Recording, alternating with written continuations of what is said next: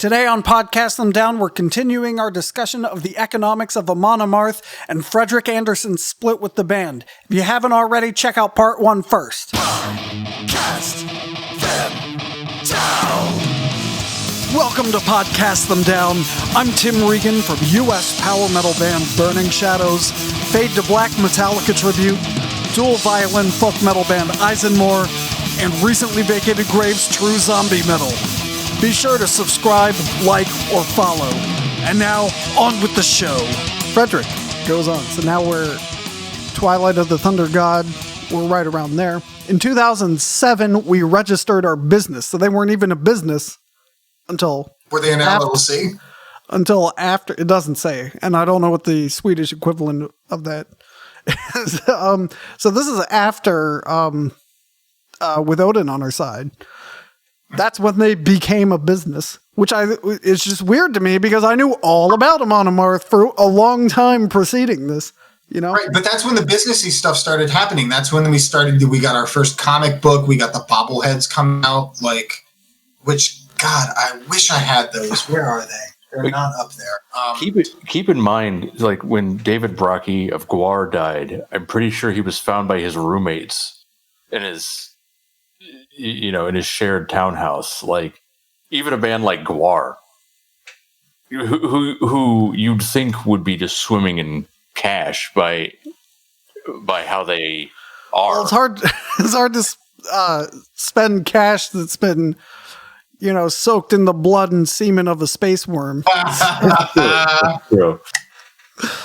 I think we qualified for the little explicit marker on the episode now. So the band got... sorry, I skipped a very important sentence. We started making it around 2008 with an average yearly income of $30,000. Okay, well, that's double. Yeah. What's the U.S. poverty line for a person? I think it's like 25. Oh, for 2008, I gotta get the right year in. Okay, so it's 10,000. So he's 3 times the poverty line. So clearly doing just fine.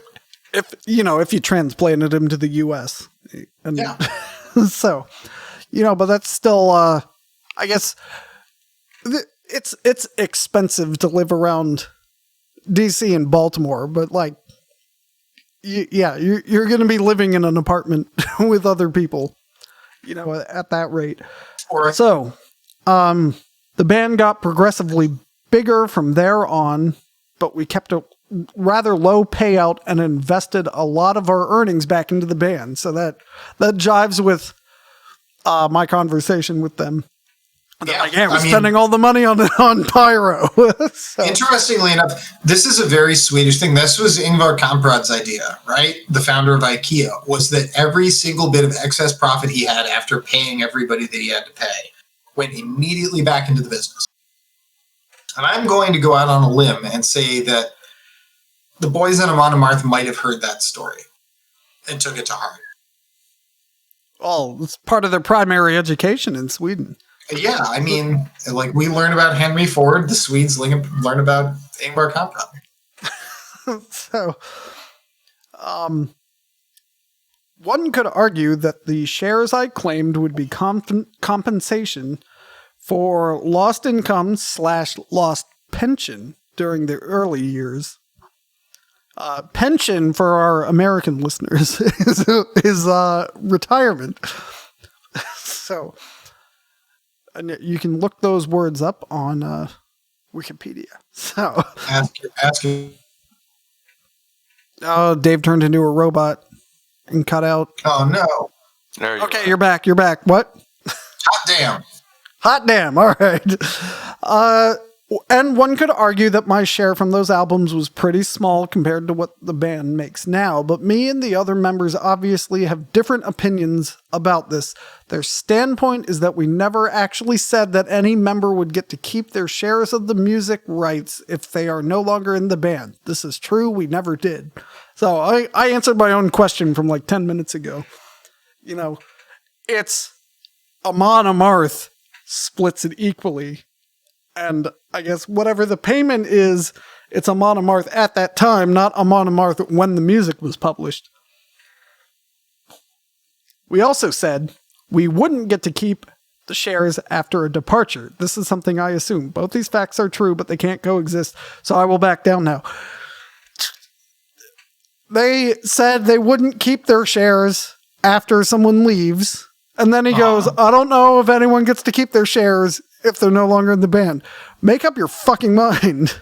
Yeah, this sounds a little unhinged to me, because there's a lot of contradiction here at the end of all of these statements. It's like, we agreed, that Amon Amarth would be the current members, and that if you left, you couldn't keep your shares.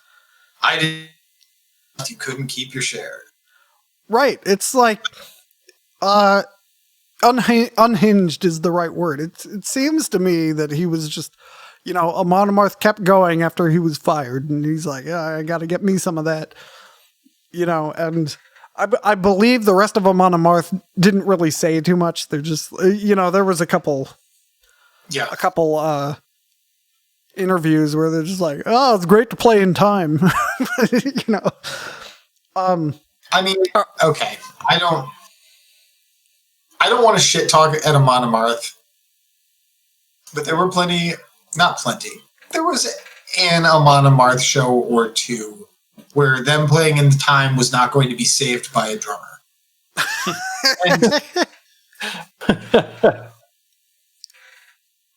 Oh, fair enough. He froze again. So, and he unfroze. This wasn't during the serious Amon Amarth business years. This was back in 2000, the early 2000s. But I'm curious to know the circumstances around his departure. What was he told? Was it just you're fired, you're not doing it? Or was it a performance issue that he was given the opportunity to address and didn't? Because I can understand, especially getting fired from such a productive and lucrative band that you put so much time into. I get that. Especially if it was just out of nowhere and, it wasn't hey, you're always showing up to practice drunk and you don't play in time. Stop. Or whatever it was. But I wonder about that, because it seems like this is a manifestation of a greater problem within the band. Well, I mean, there's also the fact that this is basically, this really equates to band drama leaking out, right? Yes, this is a weird corollary to all this, but I became fascinated by this for some reason. The band Korn, the new metal band Korn. I'm not familiar. Well, it has, seriously, Tim?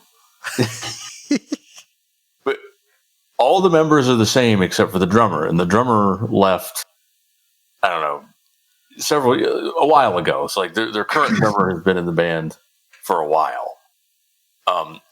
But their old drummer keeps going around, they'll interview him and he'll basically shit talk Korn and then be like, I should be back in the band.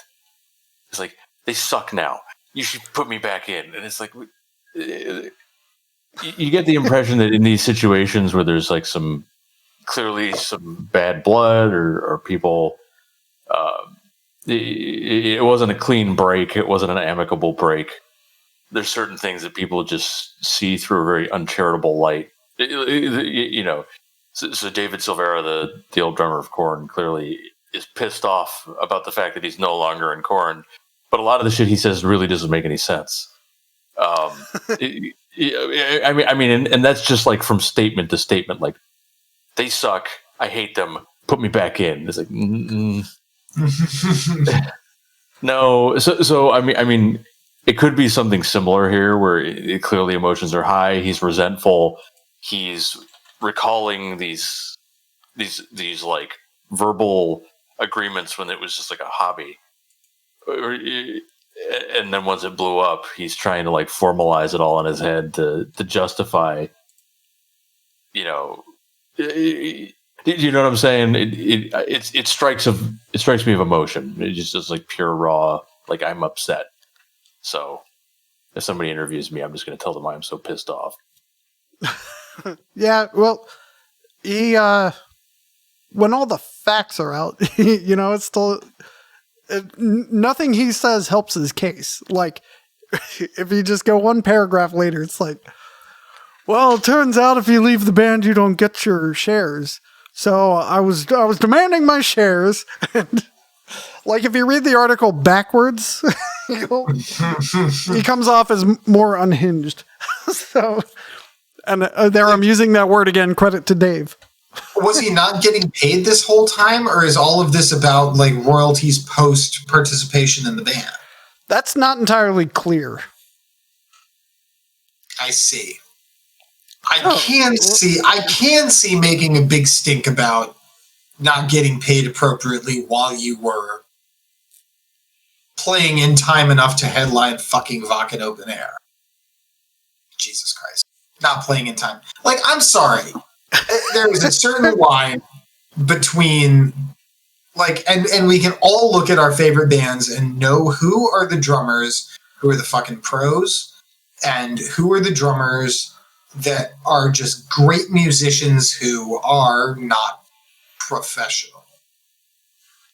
Brent Smedley, awesome, phenomenal drummer, right? Like, the guy for Iced Earth. Bobby Jarzambek, on the other hand, is a fucking pro who will show up and play everything exactly as written, fully accurately every time, and flip sticks while doing it. And Yep. Oh yeah, he will. Seriously, Jarzambek is amazing. He's a monster, and I can see why AMON AMARTH, when you are headlining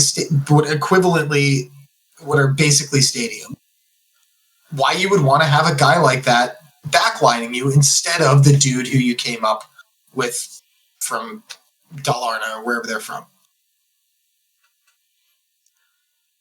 So, which hurts. It hurts, but I kind of understand why you want it. But I will say that do so at your own potential peril, because sometimes the soul and the groove that you had from a passionate amateur can't quite be replicated by the guy who will play the same thing every night and hit every single lighting cue.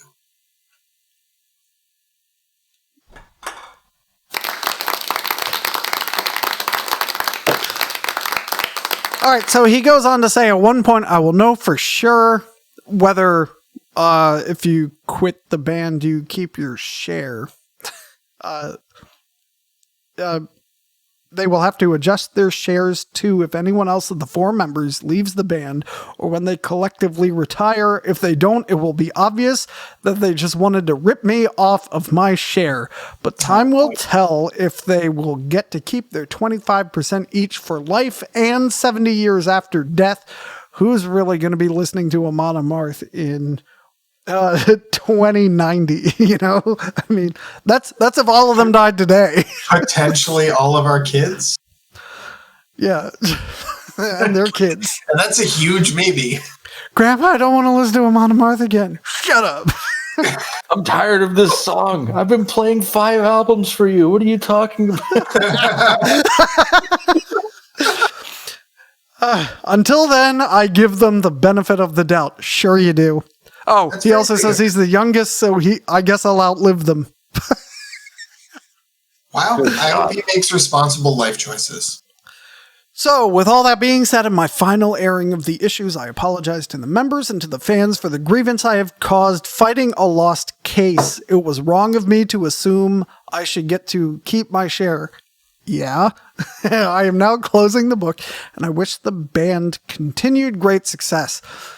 And then he keeps going. Please remember that my anger was never about losing my spot in the band.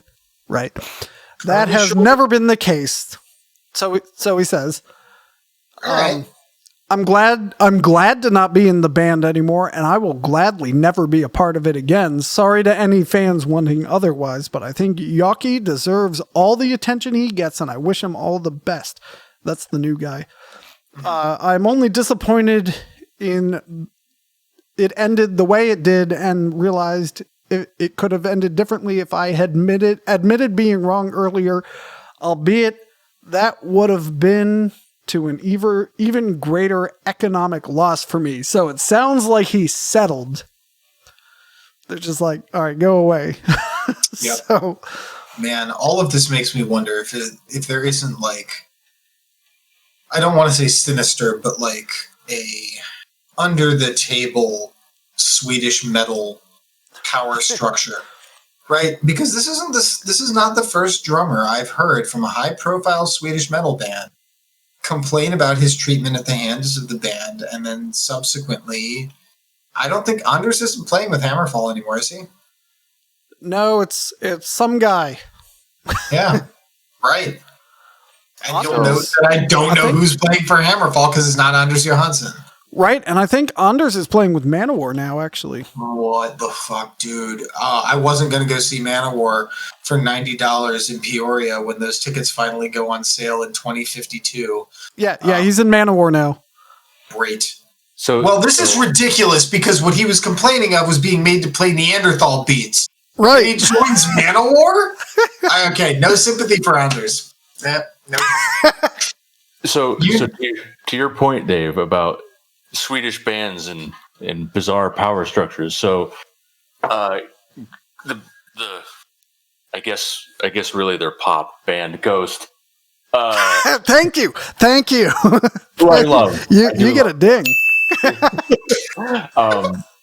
Kind of famously had some band drama where they finally outed the lead singer as Tobias Forge, which everybody knew for the past like 7 years. I don't know who that is. He's in bands that you've heard of, but he's been like Magna Carta Cartel, Repugnant, Crash Diet, Subvision. So he had been in a few bands prior to this that were noteworthy, but like so Ghost had this big court case, and the old band members were talking about royalties and how they weren't getting their fair share, and how they weren't, they weren't getting their contributions credited, and this, that, and the other. And then the end result of this really is that Tobias Forge is now kind of just able to be out and about as Tobias Forge, the Ghost frontman. So he clearly has he clearly has an ownership of the band that transcends everyone else, because the only static member of Ghost is Tobias Forge, regardless. And other member changes are not announced. You'll see him one time, and it's like, was that person there? Like, is there a new? Members. Yeah, is there somebody else here? Yeah. But I mean, it kind of speaks to that. Like, here's this odd power structure with this other Swedish band, where he's just kind of like the god of the band, and he does what he wants, and he can kick everybody out and or keep them as he. Yeah. I'm doing this for RVG. Well, I mean, it's not an uncommon theme in heavy metal. There are plenty of bands that are driven solely by the will of one person with more or less interchangeable parts. And it's funny because the older we've gotten and the more we've seen the bands that we grew up with change, it's like, I don't remember getting into Opeth and thinking that this is a Mikael Åkerfeldt project. Like, I thought of Opeth as a band when I first listened to them. And then over the years, it became very, very clear that it was a Mikael project. And I completely agree. Nothing wrong necessarily with this, because that's what it was all along. And if I don't like the later stuff, then, well, I like the earlier stuff. So whatever, it's the same guy that's been driving it all of these years. And I guess this brings us back to the, Swedish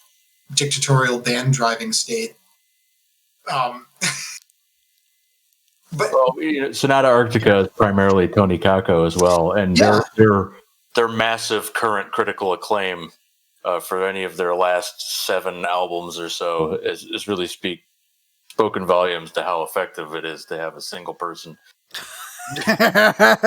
creatively driving your. I haven't listened to a Sonata Arctica album since Unia came out. Have there actually been 7 since then? No, perfect place to stop.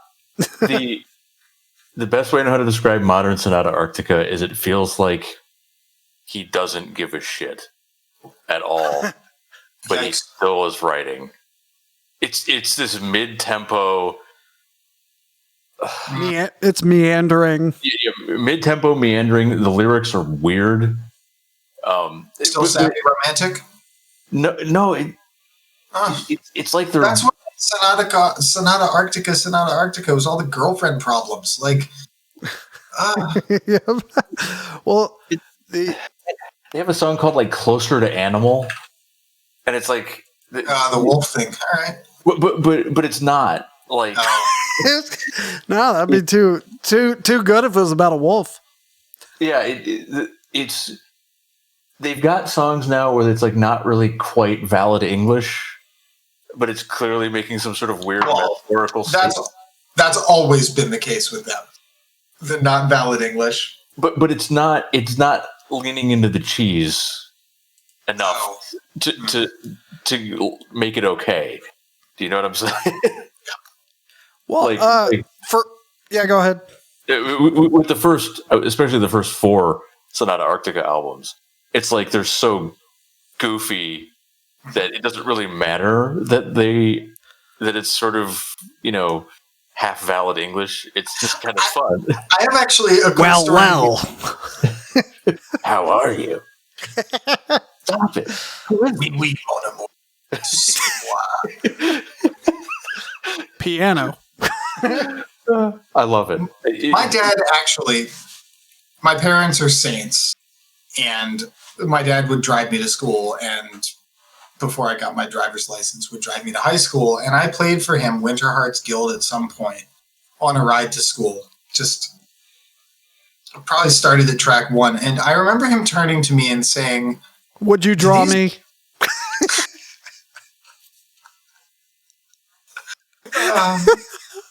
Top 5 things you never want to hear from your dad. Yeah, Jesus! It's like, this band is so bad. Please draw me so I can die. So, what did your dad really say? Do they know what the words they're using mean? 85%, 80, 90, something. Right. The dream is alive. I can run around the hills every night. I mean, it is English, but what are you? I mean, it's not like sensical English to an American English speaker. Maybe we should do an episode as native English speakers laughing at Finns trying to speak our language. Everyone. I've got some Blind Guardian lyrics, some conjugations that just don't make sense, but do make sense if you're thinking like a German. And then we should attempt to do the whole episode in another language, and then they can laugh at us. So we should do an episode entitled "What the Hell Happened to Sonata Arctica?" I love it. Yes, that has some legs right there. That's a ding. You got 2 dings. You're winning. 2 dings to none. I'm losing today's ding game. Oh no, you get 1 long ding. All right. Maybe a dong. You get a dong. 1 dong per. Alrighty, folks. We're deep in the period. It's 2 dings to 1 dong. How's it going to turn out tonight, folks? Mike has 2 quick little dings versus Dave with 1 long dong. Really earning the E. So, you know what helps every conversation is to go back to something that passed several minutes ago. So apparently the original bassist of Opeth was kicked out basically because he wanted more interesting bass parts and to sing more. And Michael said no. Are we talking about the same Johann de Farfalla who wrote all those awesome bass parts for the first 2 records? Like, what more do you want? What more do you want? Maybe that isn't the band for you then, because that was a lot of interesting bass. Maybe he got his way until Michael was like, all right, that's enough. I'm sorry, I need you to play E and A, nothing else. All right, so back to Frederik Andersson. So after saying he's sorry about all this and, I see that I'm wrong and I'm not being bitter, he goes on to say, I will not, however, apologize for calling Johan Hägg a liar. The things he said about me in Sweden Rock Magazine are not true, and he has yet to apologize to me about it. And then the article goes on to describe something he said earlier about him being fired. He said there had been some friction between me and the other members for quite some time. It seemed to me like they were ganging up on me, even if they never really truly let me be one of them, not even in the early years. But at least back then we could hang out together and we called each other friends. In later years, and I can only guess, but perhaps they started to feel that since we were splitting all the money equally, either I should be more grateful and do what they told me, or they simply started to think it was wrong and I should get equally paid. I don't know, but in the end, whatever I did or say, it was wrong. So he was the Meg of the band. There's something odd about the idea that it's like, oh, well, this whole group of guys gets together fine, except for me, it must have been a conspiracy against. I can only surmise that it must have been a conspiracy to exclude me specifically. It's like, I mean, I'm not saying that doesn't happen, sure, but so that, yeah. And I wonder how much of any of that resentment was fueled by the royalty splitting. Like, it's easy to be friends and not give a shit about it when you're not making money. It's harder to ignore all of that when you're facing, thousands of dollars in record deals.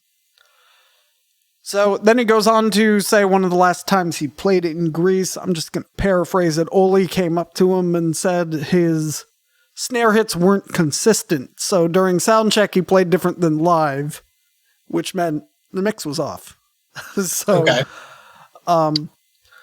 This is just like technical details that we don't need to know.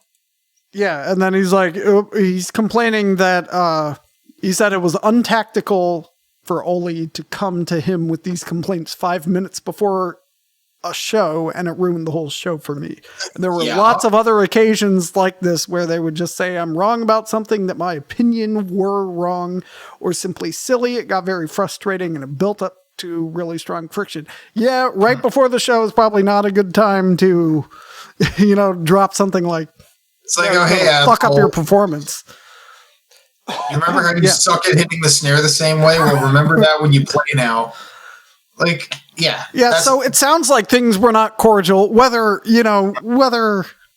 he's right or wrong in this, the other, perhaps the others are not blameless, but perhaps they are. So, just to round things out, I tried to look up AMON AMARTH's net worth and how much they've been making. And I don't believe any of these numbers, but I'll just throw them out. So this is from popnable.com, Popnable.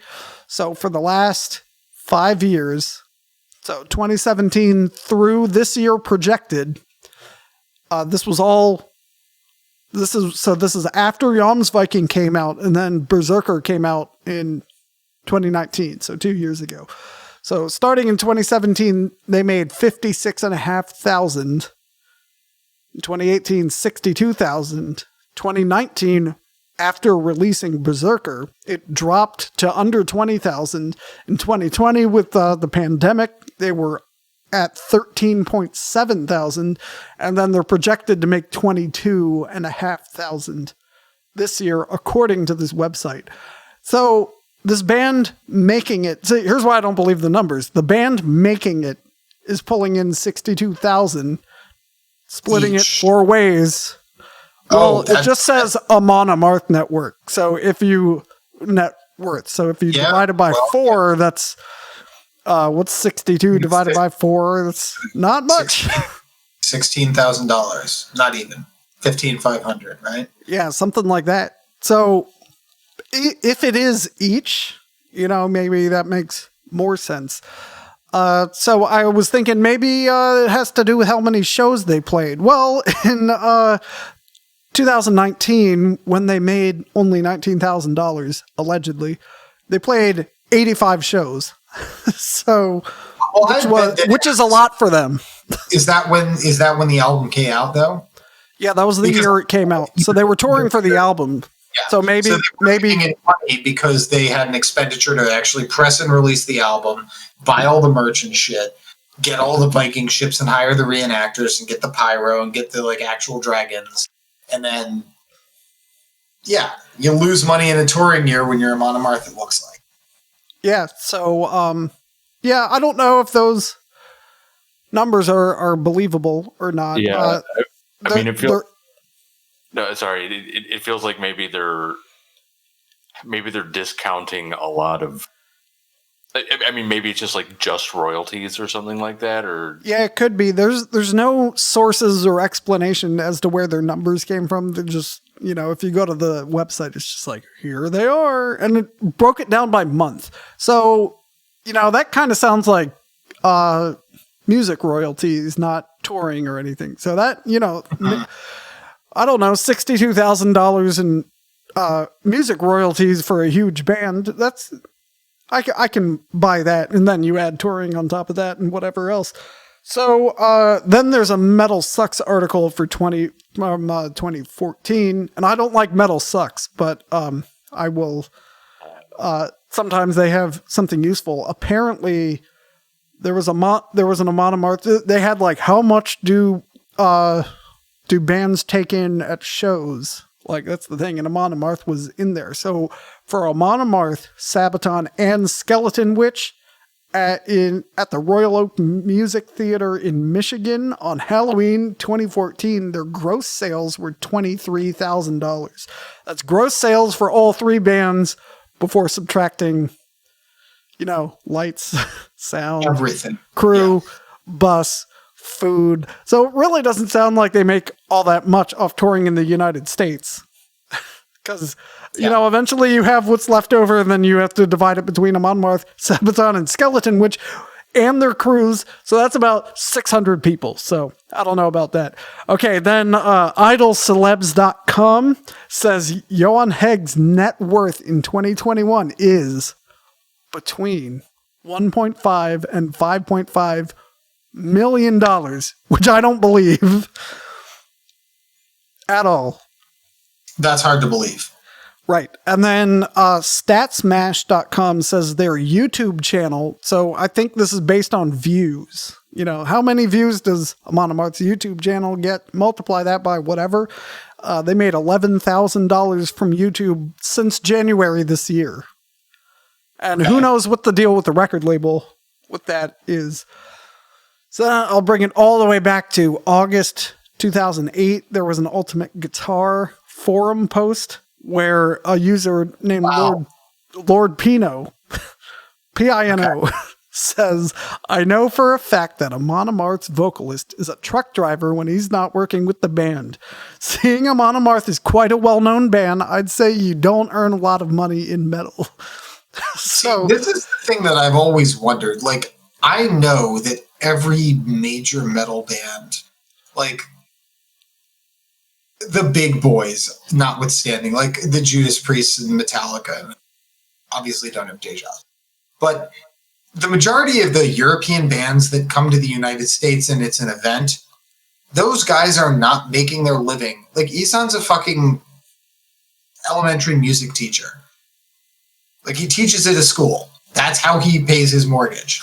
It's not with emperor royalties or and this is a legend of the genre. Isn't Wintersorg the same way? Isn't he a science teacher? I want that to be true more than anything. Yeah, I'm pretty sure it's true. We're getting late, so I don't know if I have time to look it up, but I'll try. Dan Swano, I know Dan Swano, or at least according to Wikipedia, used to work in a music store I believe that's what it was, despite being, in every freaking band. Yeah. His Wikipedia page is like it's a spreadsheet with check marks. Yeah, and you can add Mastered the ISENMOR album to that. Yeah. You can buy ISENMOR's Shield Brother at isenmore.bandcamp.com. This message brought to you by ISENMOR. Do you want to know something interesting about ISENMOR? That no drum parts are considered part of the music. I mean, I'd say that with ISENMOR, I have an even better claim because I've physically wrote it all out. No, it's 7 letters. And interestingly enough, that is the same number of spaces available on the customized vanity plate for the state of Maryland, where all of ISENMOR is based. So it's only a matter of time, folks, before somebody in the state of Maryland has an Eisencar vanity plate or an Eisenvan vanity plate. Isn't it, doesn't it cost like $60, $70, $80 to get a vanity plate? The band has to make that much first. But Tim, I plan to use this. I mean, one could use this as advertising. So what if you've got a car that says Eisen Guy on the back? Eisen Guy. Sounds like a superhero. ISENMOR Merch Hour brought to you by ISENMOR. Don't forget to check out our wide assortment of t-shirts, stickers, patches, and drinking horns at eisenmore.com. If we go for 10 more minutes, this can be 2 episodes. Oh, look at that ISENMOR drinking horn, only available by getting a time machine and supporting ISENMOR's Kickstarter. I was going to break out the horn tonight because we were going to be talking about AMON AMARTH. And then I thought to myself, no, you're going to be drinking mead because it's Passover, so I haven't been drinking beer. Wait. How is beer not kosher, but mead is? So beer's not kosher because beer is made from grain which is soaked in water, thus becoming chametz, and therefore it can't be had. I did not know this. Mead is made from honey. Right. Problem solved. So I was like, this is, by the way, this is coming out in like April or May, or we are almost in April. So it's coming out in May. So now you know when we recorded it. And thank you for listening so long. This Easter egg is your reward for listening all the way through the 2nd episode of this series. Go on, Dave. I was going to make a responsible drinking choice tonight and not fill my horn with mead. I brought this tiny little glass from, you're not going to be able to see that, Blackheath Meadery in Richmond, Virginia. If you want to see Dave's glass, you can podcast them down on YouTube and Twitch. Go ahead. Blackheath Meadery in Richmond, Virginia. Great group of folks making some really high quality meads. I brought down this little glass, maybe holds like 4 ounces, let's say, instead of the drinking horn, which I wanted to use because it's AMON AMARTH night. But it turns out I finished the bottle over the course of this 2-hour podcast, and I should have just poured it all into the horn in the first place. So what I'm hearing is you have an extra glass that's dirty now. It didn't need to become dirty. You could have just drank from the bottle. Oh, God, you're right. At least I didn't put it into the horn and have to then go, get all the way in there to get the honey out. I was going to bring up AMON AMARTH fans, but I don't want I don't want to lower people's opinions of me. But here we go. We're late in the 2nd episode. Yeah, let's do it. I really don't like all the dumb shit that AMON AMARTH fans do, like the rowing in the pit. I knew we were going to talk about the pit ship. It was funny the first time. Well, the first couple times I saw it, I'm like, that's funny. And now it's just like, oh, shut up. It's not funny. It's not clever anymore. You just saw it last time and now you're just being a douche. This is grumpy old man me talking. I'm the same guy who doesn't like it when people crowd surf or mosh, just stand No, there it's and not supposed stare emotionless at the band. That's what I want. If you're gonna be in the pit, you should be a true metalhead and be a pit ninja, right? Like that's the real deal. Wrong. Incorrect. There's nothing that kills a metal show faster than pit ninja. It's amazing to see a massive band with a massive crowd not moving because they're afraid of the pit ninjas. And I did mention Sabaton. By the way, we do have a Sabaton discussion we got to do before you're unavailable, Mike. I know very little about Sabaton. No, it's fine. It's fine. Okay. So much Sabaton on my honeymoon because we were in Normandy for the first part of our honeymoon. So naturally, I was listening to Sabaton as we were driving around the beaches. Well, Michelle turned out to be quite the Sabaton fan. She loves it. Unfortunately, the Sabaton discussion we're going to have first isn't what you think it is. Just like how you thought you were going to talk about Amon Amarth, but we talked about band royalties. And the U.S. poverty line. But it's going to be how Sabaton is a favorite of 8chan and Q people. Oh, this is news to me. Yeah. Oh, well, I mean, you take your heavily militant heavy metal, and eventually the crazies are going to latch on. It's Yeah, no, I'll save all of this for another episode. It's going to be the three of us, Mike just groaning, interspersing. It's just like the amount of effort you have to do in metal to just not want to talk to certain people. It's like I just like this band. I don't want to deal with this shit. I know. Get away from me, please. So, I forgot why I brought it up. Sabaton. Oh yeah, like something surprising. It's not about the music, but something deeper. Yeah. So, well, I forget why I brought it up. It's gone. We'll come back to it in another episode sometime. But yeah, so Amon Amarth fans, stop fucking doing the pit ship. It was clever. Now it's dumb. Again, that's just me being grumpy and old. I'm going to be grumpy, but I'm also going to suggest to all of the young Amon Amarth fans out there listening to this podcast that you should take a cue. And I know how old I sound. Take a cue from your elders, right? Get a coordinated windmill going in the pit. Grow your hair out. Headbang while they're playing, right? That way nobody behind you can see. You're cooling off the people in front of you. It's very utilitarian. It's great. Paying it forward. It really is. It's a community effort. And you're just uplifting the entire crowd in the way a pit ship just can't do. And I'd like to just add one other thing. Is that Lamb of God, just stop existing. Just stop. There's no point. It's done. It's over. You can go home. Yeah, there's no better way to end an episode than that. Thanks for listening. Thanks for listening to Podcast Them Down. You can find Burning Shadows, ISENMOR, and recently vacated Graves on Bandcamp, as well as Facebook, along with Fade to Black Metallica Tribute and Podcast Them Down itself. Until next time, keep it metal.